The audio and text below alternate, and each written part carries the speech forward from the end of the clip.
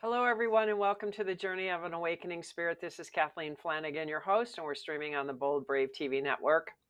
The purpose of the show is to realize that you are not alone. You are in control of your life. It does not matter what your lot in life is or where you came from. We have all felt pain, suffering, hurt, abandonment, loneliness, hopelessness, etc. This show helps you to take those dark moments and turn them around to create a whole new you. We were taught to be a certain way, act a certain way, and conform to society. Being socialized is not bad, but it puts constraints on us. The guests I bring on the show are telling you their story of where they came from, the obstacles they overcame, and where they are today. They are sharing the tools they use to recreate themselves and their life. On podcast.kathleenmflanagan.com is a list of the guests that have been on the show with their contact information. I am aware that you may resonate with one or several of them. My desire is that this becomes a community where you have access to the people you wish to align with and utilize the tools that they have, as well as the tools being offered on KathleenMFlanagan.com. I am a certified coach who can help you reach your dreams. I help you learn how to rely and believe in your unlimited potential and power. I already know that you've experienced flashes of intuitive knowledge and big thinking that has you wondering just how far you could fly, if only. I'm here to help you stir up that innate knowing and self-trust already instilled deep in your soul. I help you to forge forward when the old you would rather give up and stay stuck. AwakeningSpirit.com is an aromatherapy-based body care line that offers alternative healing remedies and uses natural and organic ingredients. We are offering a 40% discount by entering bravetv into the coupon code. The products are guaranteed. If a product is not working, please contact me and we can reformulate the product specifically for you. Grandma'sNaturalRemedies.net is a CBD company that uses essential oils in every blend and has either broad spectrum or an isolate. Every product is tested and the lab results are on the website. We are offering a 20% discount by entering bravetv into the coupon code. I start every show with the sound from the tuning forks. I bring in love, happiness, and balance. This sets the tone for the show and brings out the best in both myself and my guest. Let's begin.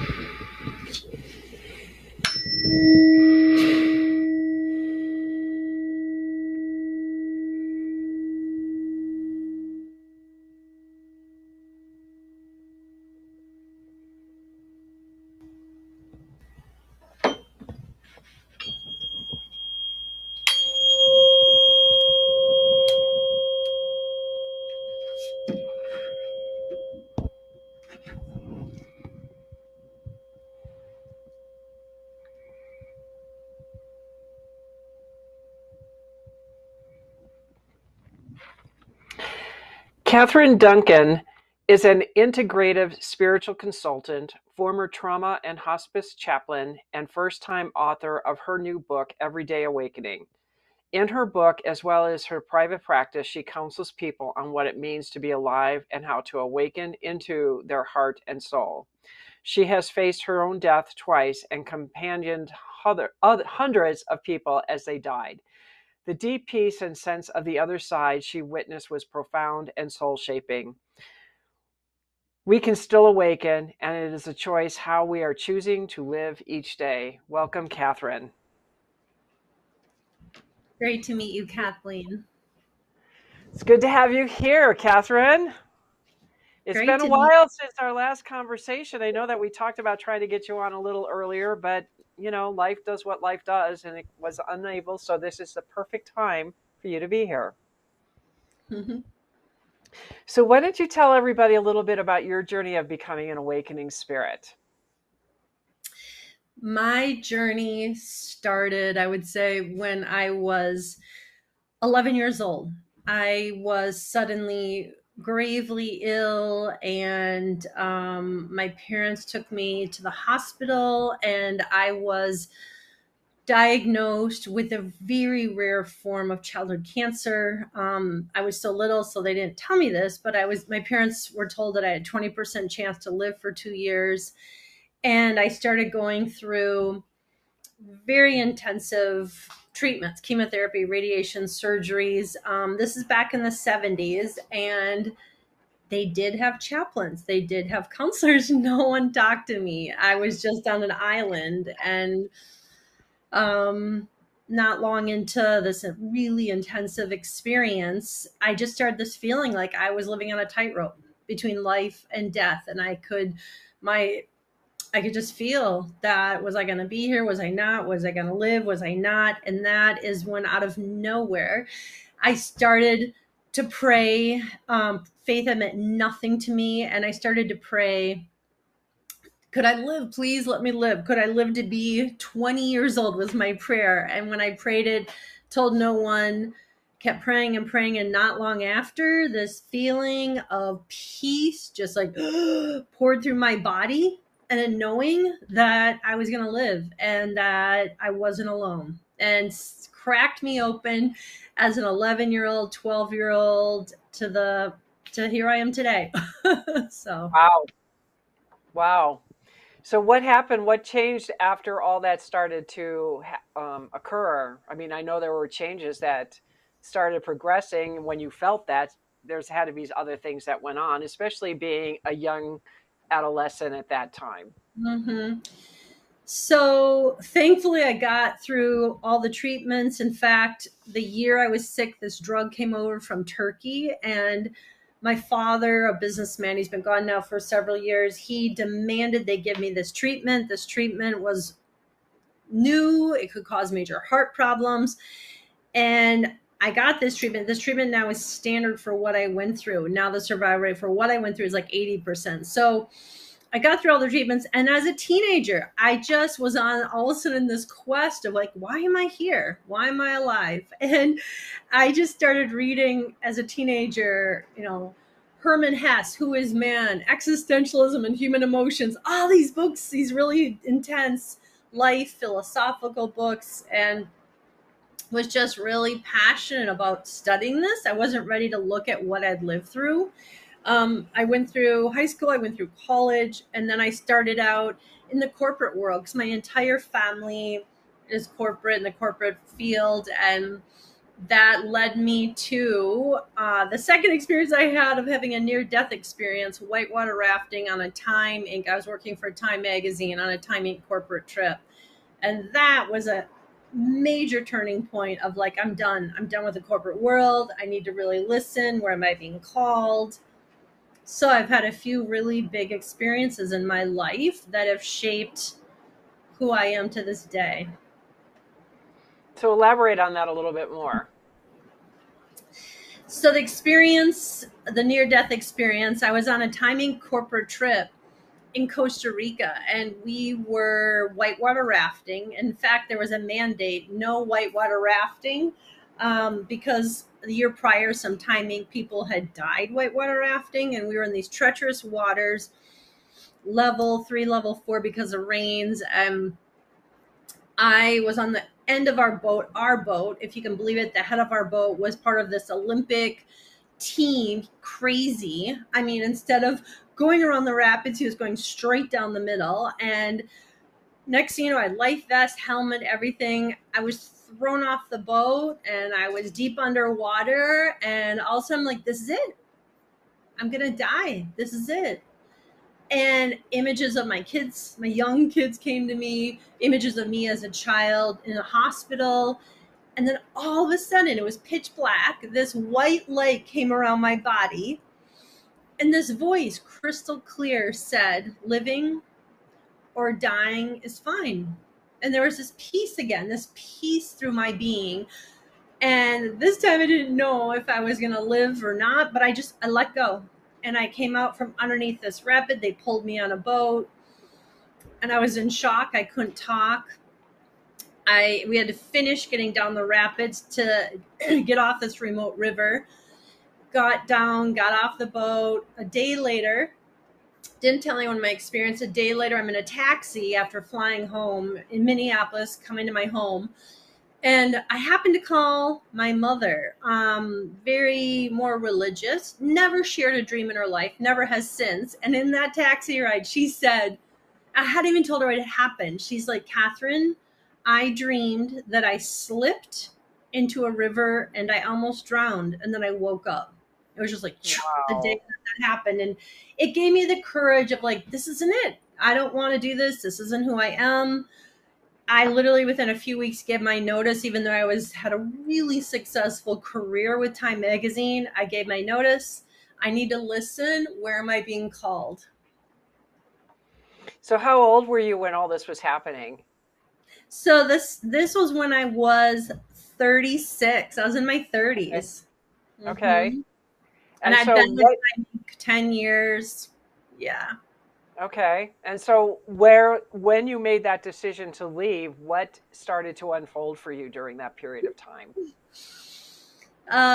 Luckily, being I was married, luckily my husband was supportive because a lot of partners would be like, right, you're gonna leave this really successful career and all the money. And I was flying on Times corporate jet. I mean, it was really glamorous. And he was very supportive. And I actually just thought I need time to listen, to meditate, to journal and pray. And I mean, I already had prayer was steeped in my life, but really opening up space. And literally within a few months, a girlfriend out of nowhere had said, have you ever thought of studying theology? I never thought of it. And I applied to graduate school. And it was just, and when I got materials from one of the theology schools here in the Twin Cities, it's like my body started physically shaking. It was just like a knowing this was the path. And I remember telling my siblings, they were all like, what? Because they're all in the corporate world. They're like, what are you doing? And then my father, who's been 15 years, consummate businessman, I went out to tell him not only I left Time Inc., but I was studying theology. And he started screaming at me, like, gee, he first started saying geology. And I'm like, no, theology. um, so it was just a letting go and listening and letting go. And every step of the way, it's been deeply listening to the guidance. And that's also when I joined my husband, had a small internet company. I joined that for a short time. That was awful. Going from timing to a warehouse with 10 guys, it's like, oh, so I'm in this warehouse in a meeting. And that's when my vision opened up. All of a sudden I could see spirits, like everything just kind of really opened up on a whole deeper level. Well, we're going to continue this as soon as we come back from a commercial break. Welcome back, everyone, to the Journey of an Awakening Spirit. This is Kathleen Flanagan, your host, and we're streaming on the Bold Brave TV network. And we have Catherine Duncan in the room with us, and she was just beginning to tell us about working with her husband with a bunch of men in a boring warehouse, and all of a sudden the angels showed up. I want to hear more about that. So I had left, as I said, I'd left my job at Time Inc. I was doing some consulting work. My husband had a short time, had a consulting company. So I went from the glamour of Time Magazine to being in a warehouse with like 10 guys. It was like, oh, it was a whole different deal.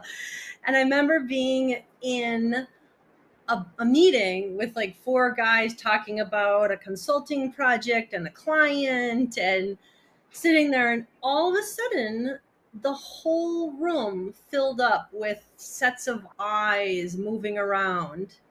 And I was like, oh wow. I was like, oh my gosh, like what's happening? I was like, huh, wow. uh and I just kind of watched it. I was like, and then it's just like boom, it left. And but that to this day, I see, there's spirit guides, totem animals. I've seen angels. I've seen many people. When I was a chaplain, who would come back after they died and see me in the middle of the night for a moment, like see me, acknowledge, like thank you, and like and leave. And I really quickly clicked into like just, it was comforting. It was a realization that we're a spirit in a body for a short time. There's so many layers of reality that I think many people don't see. And it was just being open to all these different levels. And I really realize now that in all the work I've done with and in my private client practice, that I think every one of us hearing this right now, we all have gifts. If it's clairvoyance, clairaudience, clairsentient, if you can cultivate being in the moment, feeling into the moment, feeling into the guidance, and what do you see, sense, feel? It's here. Yeah, definitely. I was in, I'm going to share an experience because this was something I had gone to Cabo, and there's a gentleman there and he does Genesis frequency. So he removes the pains in the body and they never come back. So it's like, because our bodies always store pain, right? Mm-hmm. And it's up to us to figure out how to get rid of it or whatever. But whatever they do, it's amazing. I've had 4 sessions now.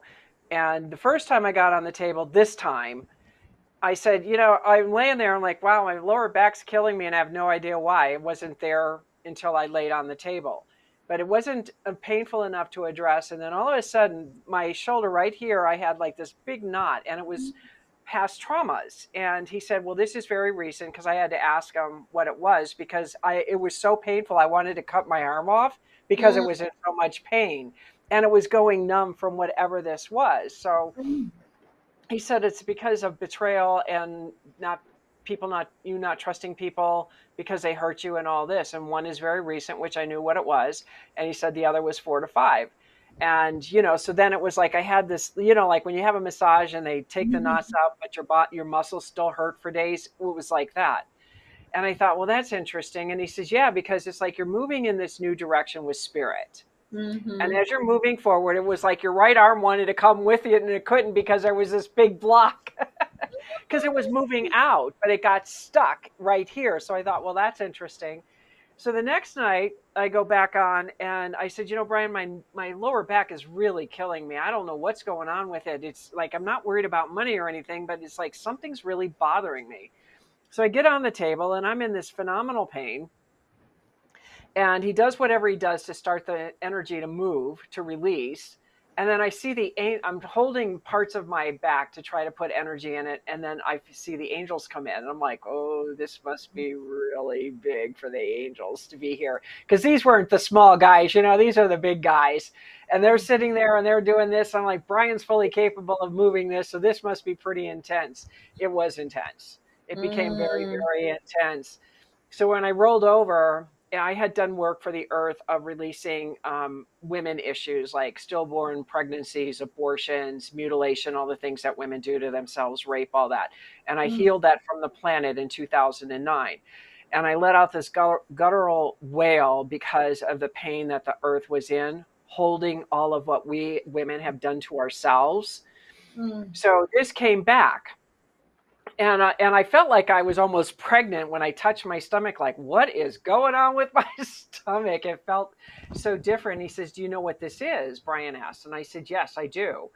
And I said, "But I don't know if this is like residual coming up from the earth, or if this is like from my body, like what I might have done to myself, right?" So, anyways, everything gets done. We finally get rid of it, and and he, and I said, "Can I take a shower?" Because I just felt I was in so much pain, and I told him I was in excruciating pain. And he says, "Yeah, and you can take hot because I have fire energy, so it was okay." But he had told me, and I didn't hear this, that he wanted me to sit there because he said you were so out of it. And when I had to walk back to my room, I didn't even feel the earth. I swear to God, the angels were like carrying me through my shoulders because I was not present. I don't know where I was, but I was not present. And I sat on the deck of my room, which is first floor, so I knew I couldn't fall asleep there. But I went there and I closed my eyes. I'm like, "Oh, you got to get in the shower. You got to get out of here. You're not gonna get up if you don't," because it was just where I was out. So I took this incredibly hot shower, and the next morning, and I passed out because he said, "No tech, no anything. You're too sensitive to energies." Mm-hmm. The next day, I woke up and I was raging. I mean, raging. Like everything that was like any injustice ever done to me or the planet or people, it was just rage coming out. And I thought, okay, this is right before the fall of the tears, the Mm-hmm. ugly cry release kind of thing. I knew what was coming. And I'm in this seminar, right? And I go in that room and I can't do this. And I get out and I break down in tears and waiting to talk to somebody I had met Thursday. And I said, I need to talk to you. And I said, outside. And I just lost it completely. And I told her what had happened. And then she's like, she's so good. she's like, we moved down and she's like, puts herself in the birthing position, right? And I'm like, I am so not doing that. And she's like, and she's sitting, she's just squatting. I'm like, not doing that. I said, yeah. And I'm like, not doing that. And then I did it. And then she's, now you're going to wail out whatever. And I'm like, I started out real softly because I didn't want to do it. And then it Mm-hmm. got really loud and it was like, how long can my breath go? Because it was so long. And at the same time that was happening, it was like I was birthing and releasing at the same time. It was the most incredible experience. And they said, yeah, my vagina is pulsating and not like in an orgasmic way. It's like, she says, there's life there. I said, yeah, that's what it feels like, is life. Like Mm-hmm. it was so different. And then a guy, one of the maintenance workers, had heard the cry, comes driving up. Is everything okay here? And it's like, yeah, we're fine. We're fine. And it was just, and then it was just that whole release of just, wow. So when I finally found Brian, because I couldn't find him, it's the only reason I went to Darcy. And when I found Brian, I said, can you tell me what this is? What happened? Because I know that if I ask, he'll tell me, because his gift is exactly like mine with sound. Because I had actually had a conversation with him about how he does what he does, and he wasn't surprised the angels showed up for me. And so he said, this is first cause. And I'm like, what? He said, yeah, this is first cause. And I'm like, oh my God, first cause, when I emerged into life, and not this life, but life, this was what I was carrying and helping and releasing and everything. So I was like, wow. And he said, what didn't surprise me that you had the meltdown the way you did, because he said, it's just that release.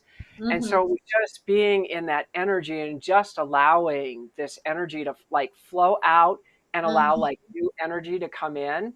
And Mm-hmm. when you were saying about being present, that is so true. When you're having events, as I want to call them at this Mm-hmm. point, when you're having an event like that, a lot of times we get afraid and we shut down instead of allowing, Mm-hmm. so you allowed, not Mm-hmm. knowing what you were experiencing, you were allowed it, you surrendered. I allowed and surrendered, knowing I don't know what's going on here. The body Mm-hmm. might be a little afraid, but it was, no, I'm just going to release this, because whatever this is important to get out. Not Mm-hmm. only for me, but to help the planet too, because as you are aware, that as we grow and evolve individually, we're ascending the planet, because that's that much more darkness being released from the planet. That's that much more pain and suffering that's transforming into light. Mm-hmm. So I just wanted to share that, only because I Mm-hmm. know what it can be like when something like this is happening. And how many people have I talked to that just get scared and they're like freaked out and they shut it down? And I'm like, but this is a gift. Oh, I mean, such a when the gift. angels come, it's such an amazing gift, because there's that peace that you Mm-hmm. talk about, and that loving vibration and energy that we do not feel on the planet like you feel when they're present. Right, So right. And I mean, for me, thank you for sharing that. For me, this was almost 25 years ago. And I do remember a few years into just regularly seeing spirits, there was a period I'm like, okay, I'm going to take a break right now. Like it can just be like, I don't need to see anything for a year. And then I'm like, okay. Then I was like, okay, bring it on. no, and I get that, because you do. Sometimes it's too much. Right. When they know that you're like a willing receiver, they don't want they want to keep pushing. It's like, oh my God, we got a live one. That's how I always look at it. We got a live one. Come on, troops, let's go. But I also think, and I'm curious your thoughts on this, but we can set up really clear boundaries. I mean, I mean, I got to the point when I was a chaplain, and so many nights I was being awakened by a spirit waking me up, like, boom, and it was a magical, like, wow. But it got to the point where I had to put up energy boundaries. Like, you cannot, at night, you cannot come within 20 feet of my bed and wake me up. I needed a break. Yes.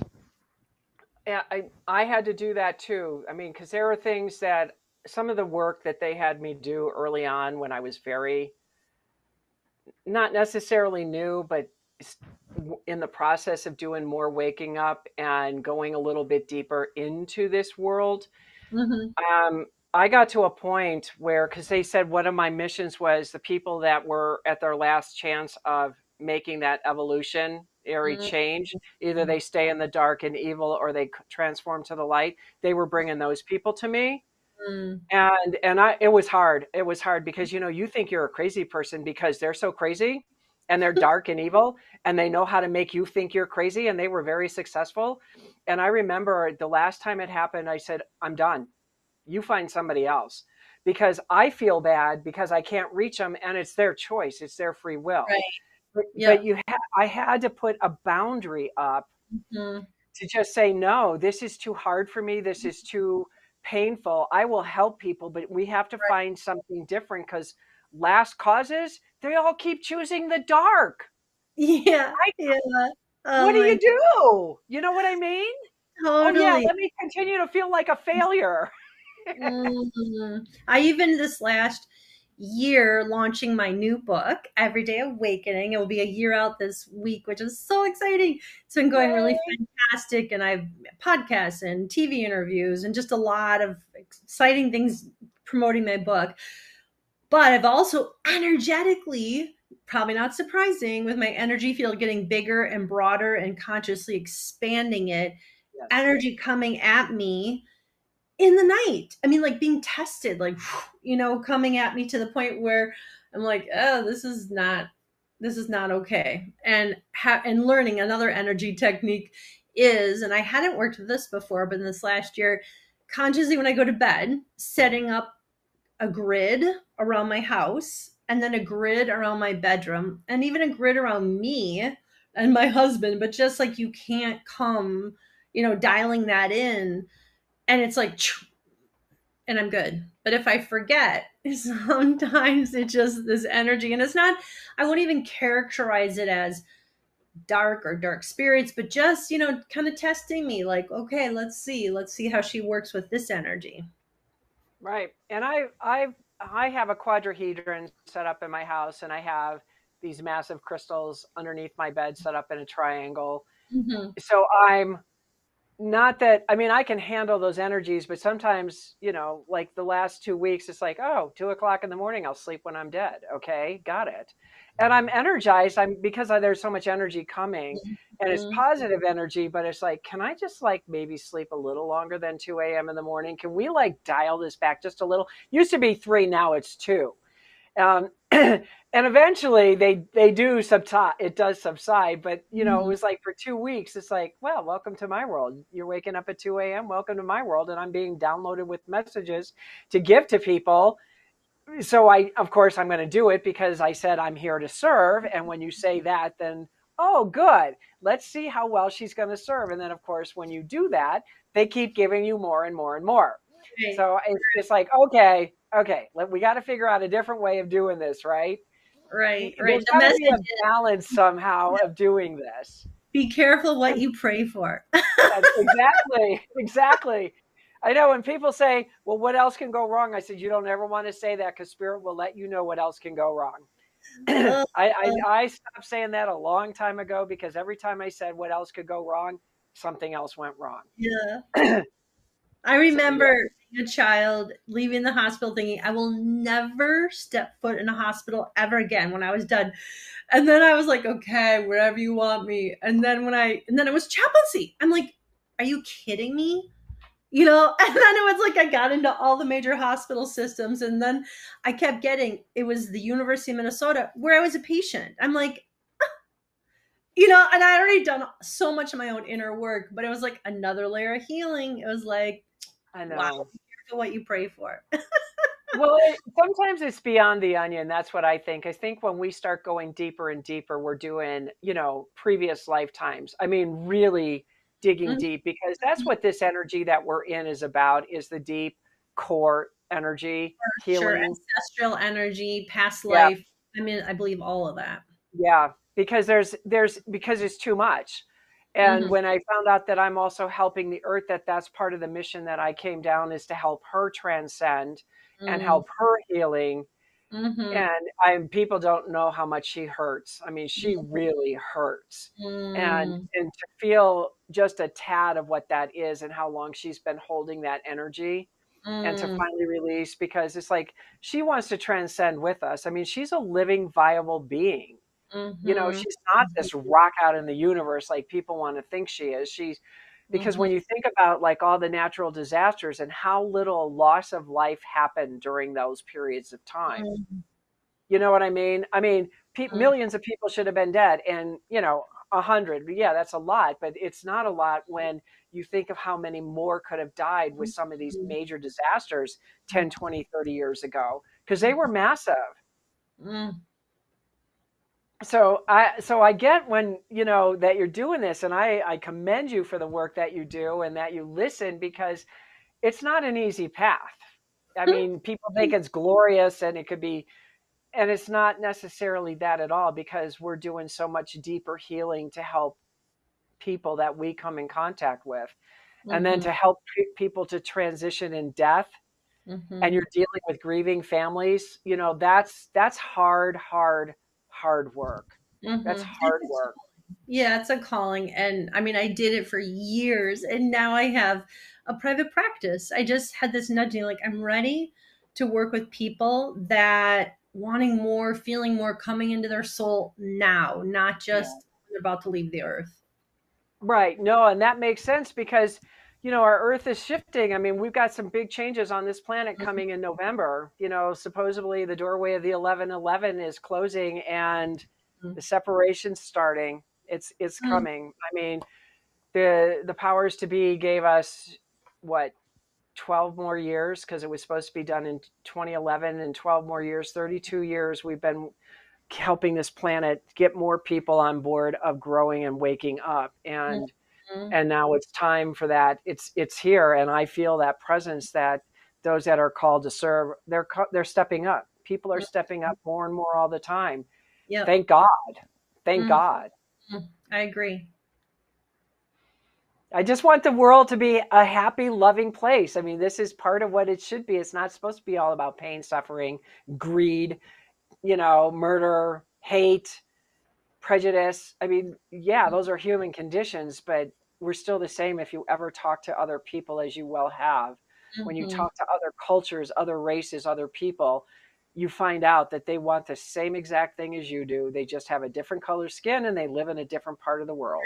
I But agree. we're I agree. and and Yep. that's the part that, that's what I want to people to wake up. That's why I do what I do with the show. That's why I bring people like you on, because I Mhm. want people to see it doesn't matter where you came from. I mean, you give up a Time magazine. I mean, everybody's probably like turning green with envy of like, what? She's in the Time corporate jet and she gave it up for this? Because it's not about money. It's not about money. It's not about prestige. It's It's about that not. calling, Realize you that. know? It's about that deep inner peace. And are you living your truth? Are you living Yep. from your soul? Are you living from your heart and soul? That's it. It is it. And I've always lived that way. I have no regrets. I mean, I when I hit 60, I'm sitting here going, wow, everybody has like 401ks and they have this and they have this and they're ready to retire, and I'm like, I got none of that. But you know what?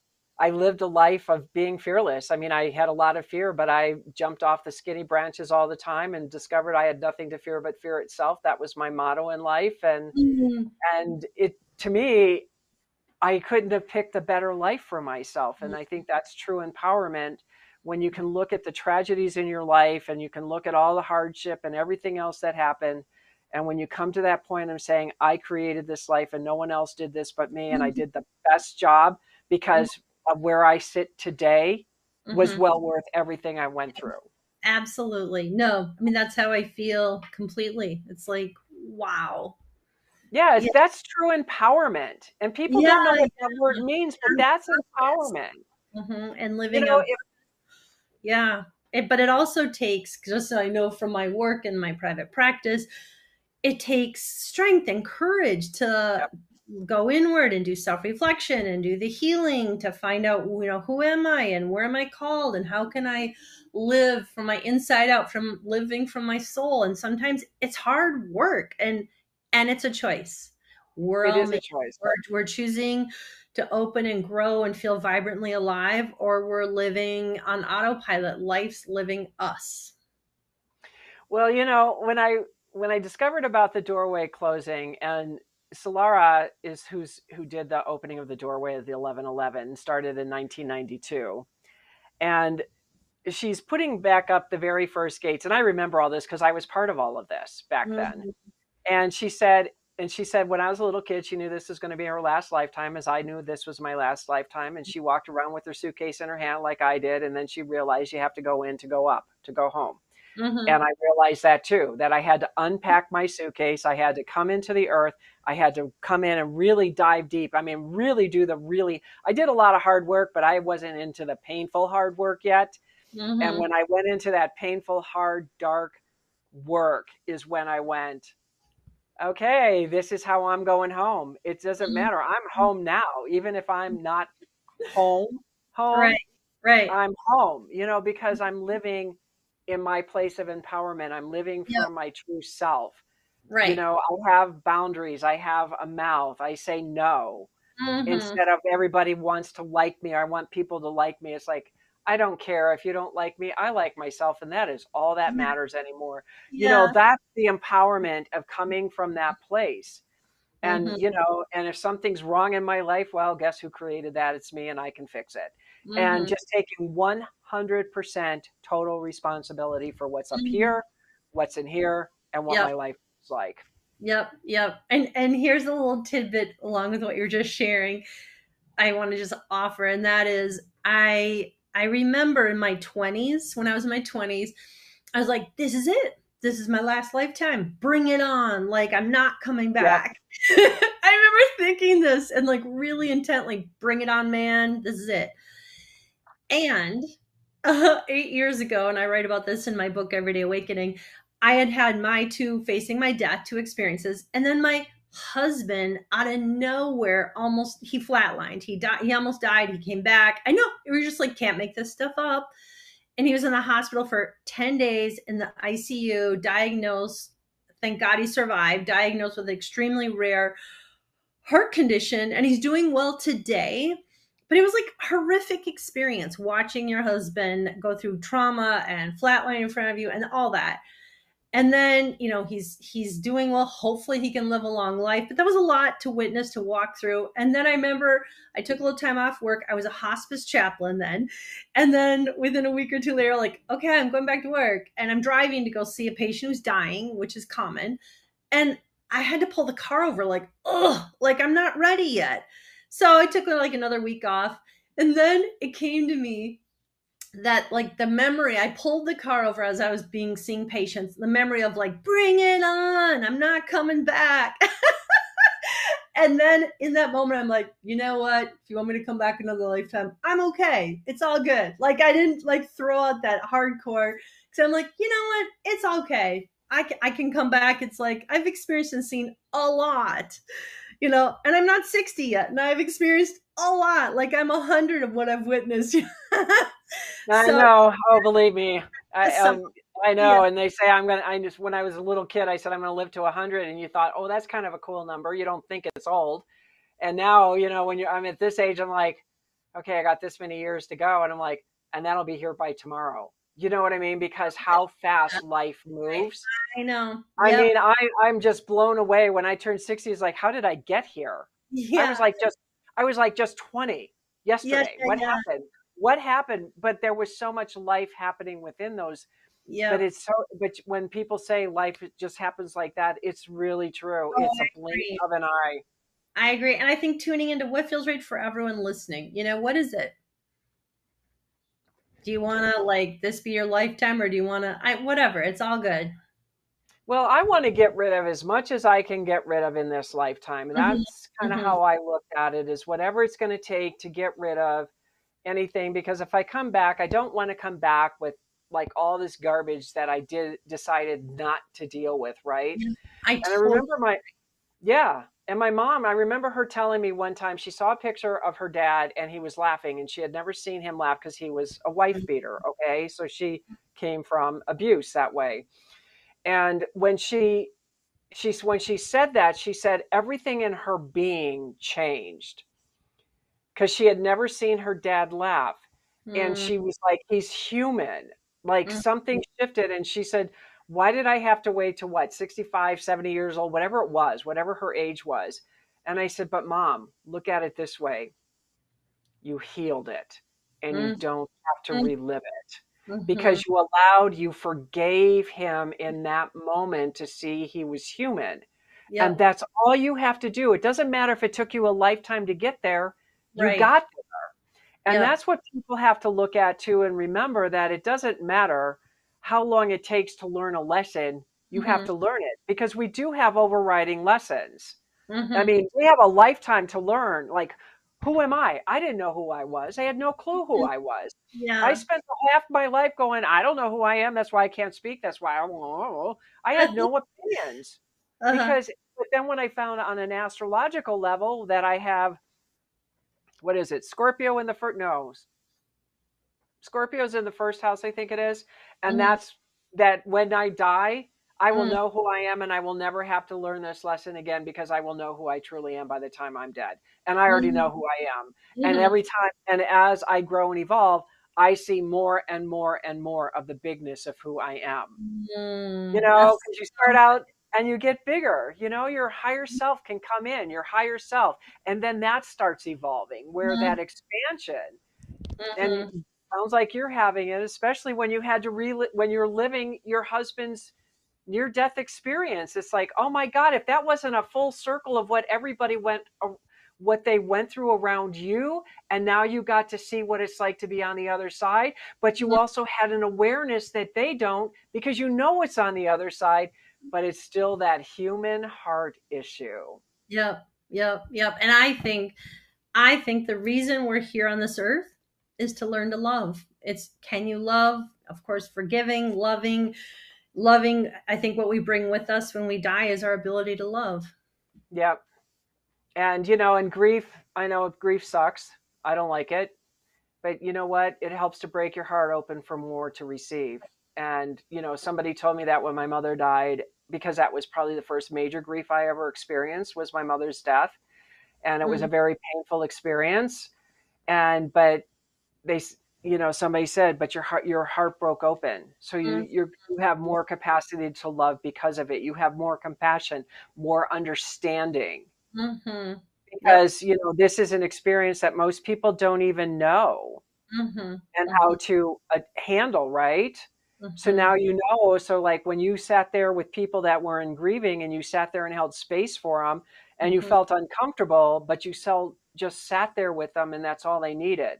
Mm-hmm. Oh, and that was it. That was the biggest lesson, being with people, thousands of people as they died. It was love. Everything dropped away. It was just this radiant light around Yeah. people, and a love, and like a understanding, many understanding at the very end, like this is life. And then they got it. And that all that wonder, the preciousness, and then boom, they were gone. Yeah.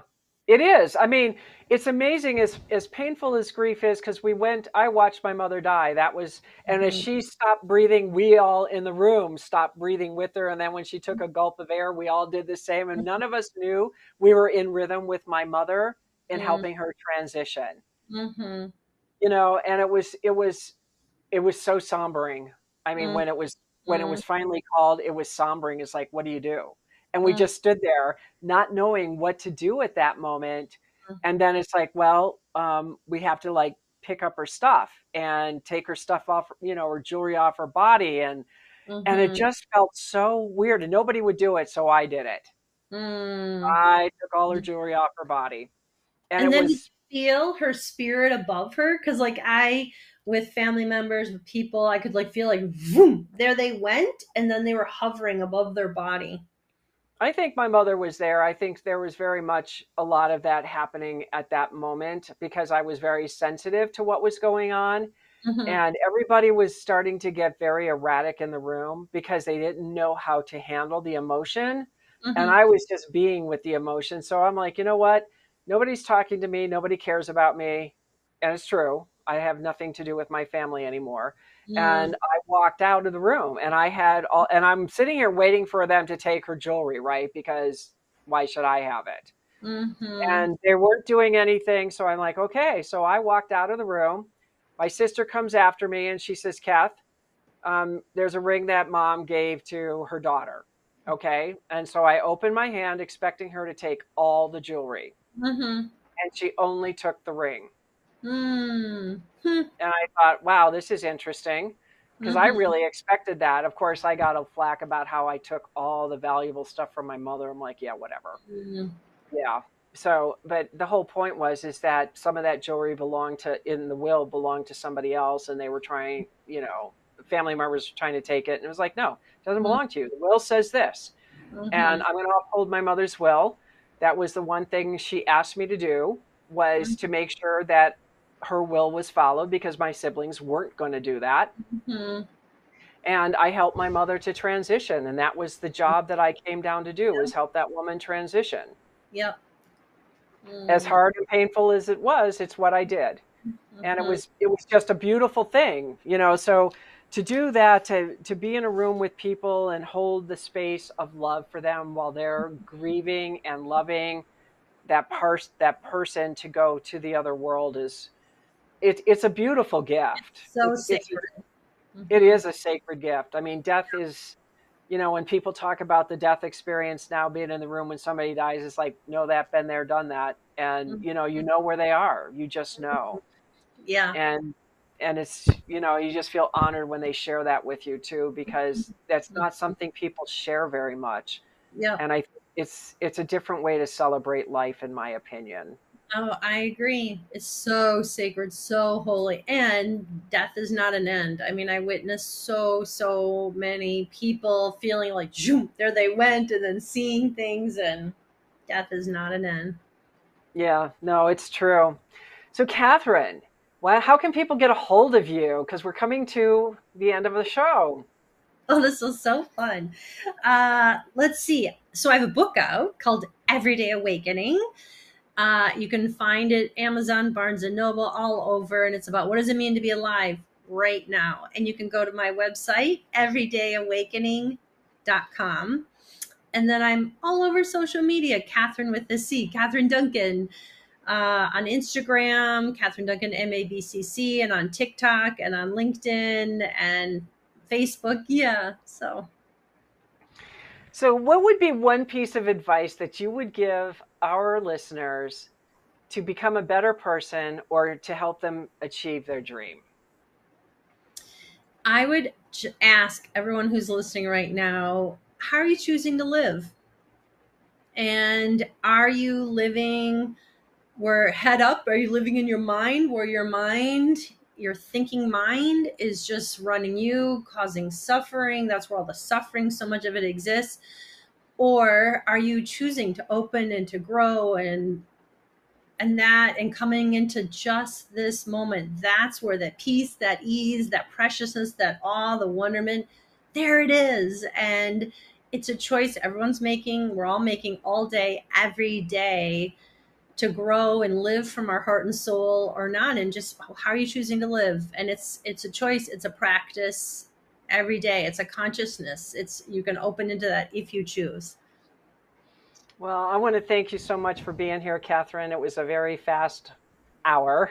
And, Yeah, I mean, we're just starting to get into some really I good stuff know, we're because most just people starting. don't talk this, but this is what we decided we were going to do somewhere along the line because you and I connected so well Yeah. on the show when I met with you months Mm, ago. So I was like, okay, I'm going to get this to spin up. So I did. yeah, So thank so you fun. for playing. It was so Yeah, much fun to thank play you. like this. So fun to talk with you. Lovely. Thank you. Yep. And blessings to you and everyone hearing this. All right. Well, thank you again, Catherine, and we will be talking to you soon. So I Sounds want good. to thank you're welcome. So I want to thank everyone for joining us today. And if you found some value in the show, then feel free to pass on the link to your friends and family and go ahead and like and subscribe to the show. And if you're struggling with anything that we talked about today, you feel free to reach out to me at bravetv at kathleenmflanagan.com. And I would love to help you get through whatever may be happening for you. I have no issues. I really want you to come into a place of happiness and joy. My books, Dancing Souls, The Call, The Dark Night of the Soul, and Awakened, are on Amazon.com. And they are also on the Kathleen M. Flanagan site. You can go ahead and check out KathleenMFlanagan.com for the list of services and products that are being offered there. And I do have a 3-minute de-stress meditation.